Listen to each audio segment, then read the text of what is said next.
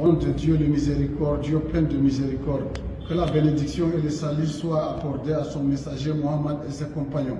Population du Cameroun, mes chers compatriotes, nous avons cru à la démocratie.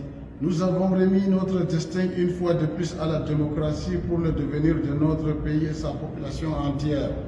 Nous avons mis à l'épreuve tous ceux qui militent pour la démocratie dans le monde entier, qu'ils prennent alors leurs responsabilités en main. Nous avons voulu, grâce à cette démocratie, redresser les dérives du mal gouvernance, la corruption, l'injustice et tous les maux qui minent le développement de notre pays. Nous avons compris que rien ne peut se faire pour le salut d'un peuple dans la violence et la barbarie. Et nous, les religieux, avons alors participé en tant que les hommes de Dieu à la stabilité partielle du Cameroun, en rééduquant le peuple sur le civisme, et avons enchaîné cette éducation par nos prières, chrétiens comme musulmans. Ceci est dans le but d'accompagner le gouvernement dans ses tâches régaliennes. Un adage dit: si la semence se vante de sa bonne qualité, qu'elle sache aussi que c'est parce que la terre est fertile qu'elle a pu pousser et produire. L'endurance de Camerounais n'est ni faiblesse, ni la peur de mourir, c'est une sagesse. Elle a pour limite pour changer leur destin par les voies de la démocratie.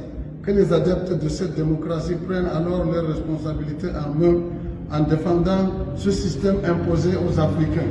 Les Africains pensent actuellement que le changement par cette voie n'est plus possible, que la situation du Cameroun n'illustre plus cette nouvelle pensée africaine. Les Camerounais du nord au sud, de l'est à l'ouest, et même ceux de la diaspora sans distinction d'ethnie ni de religion ont opté pour le changement avec l'élection du 12 octobre 2025.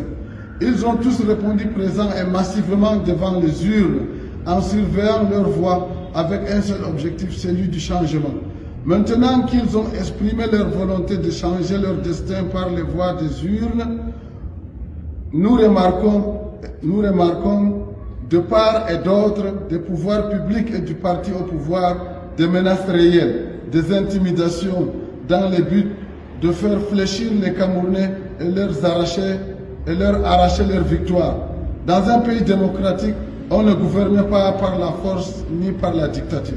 J'invite ceux-là de respecter le verdict des urnes, qui n'est autre que la loi, et nul n'est au-dessus de la loi. Les Camerounais ont les mêmes droits et devoirs que les institutions les imposent.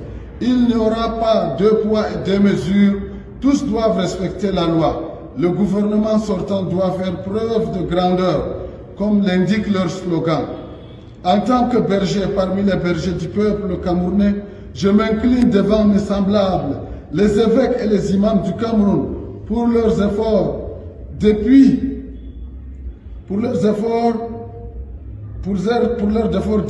des décennies et leur capacité à avoir amené la paix et la cohésion sociale entre plus de 270 ethnies camerounaises. Je m'adresse ensuite humblement à la justice camerounaise.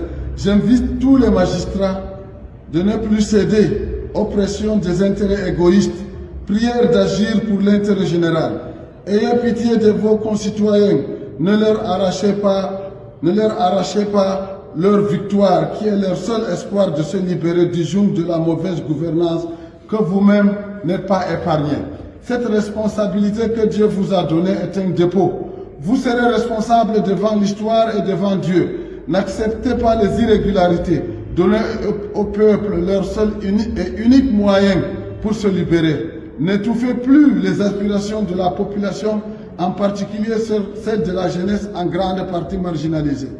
Et à nos vaillants soldats, chers protecteurs de la nation, respectez votre devise qui est honneur et fidélité. Ne mettez pas le pays à feu et à sang. Restez fidèles à la loi et non aux individus. La loi ici, c'est les élections.